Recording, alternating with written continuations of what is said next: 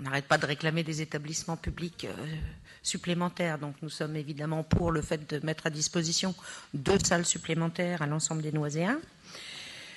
Par contre, je ne vais pas reprendre la répétition et l'art de la pédagogie, mais on profite à nouveau de cette délibération pour prendre des nouvelles de la salle polyvalente de la rue Jean Vaquier. Sachant qu'en plus, la MPT Marcel Bou a dû délocaliser certaines activités liées aux normes de sécurité, donc ce n'est pas un souci momentanément. On sait aussi que pour des soucis d'économie d'énergie, notamment le club de théâtre municipal a été sorti de l'espace Michel Simon aussi. En tous les cas, toutes ces délocalisations montrent que la salle Jean Vaquier est peut-être urgemment attendue. J'arrête pas de dire urgence ce soir, mais donc où en est l'avancée en fait des travaux de cette salle polyvalente, s'il vous plaît? Ça avance. Mais encore? C'est-à-dire que je suis dans la même configuration que vous. Je demande des nouvelles de la salle toutes les semaines. De la salle toutes les semaines. À qui? Ah bah à mes services. Pour savoir où on en est, quand est-ce que ce sera terminé, quand ça sera mis au point. Je vous rappelle qu'il ne s'agissait pas d'une annexe de Marcel Bou. Je recommence. Hein. Oui. Je confirme. Ça reste une salle accessible. Mais cette salle est attendue avec impatience et j'espère qu'on pourra faire aboutir ce sujet avant la fin de l'année. Oui, non, mais il faut se terminer parce que là, j'en peux plus, moi. Non, pas j'en peux plus. Donc, toutes les semaines, vous pouvez compter sur moi. Et vous n'avez même pas une échéance? Enfin, quand vous avez, je sais pas... on vient de me répondre que toutes les études seront terminées avant la fin de l'année. Donc, ça veut dire une mise à disposition quand, cher monsieur?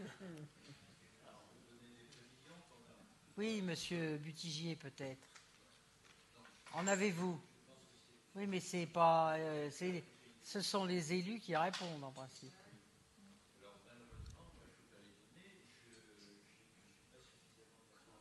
Alors, vous avez...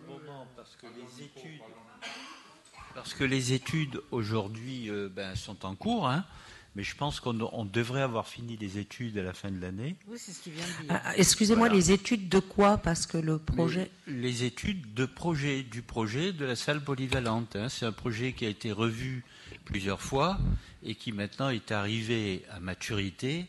Et les études sont en cours en interne au bureau d'études du service des constructions publiques.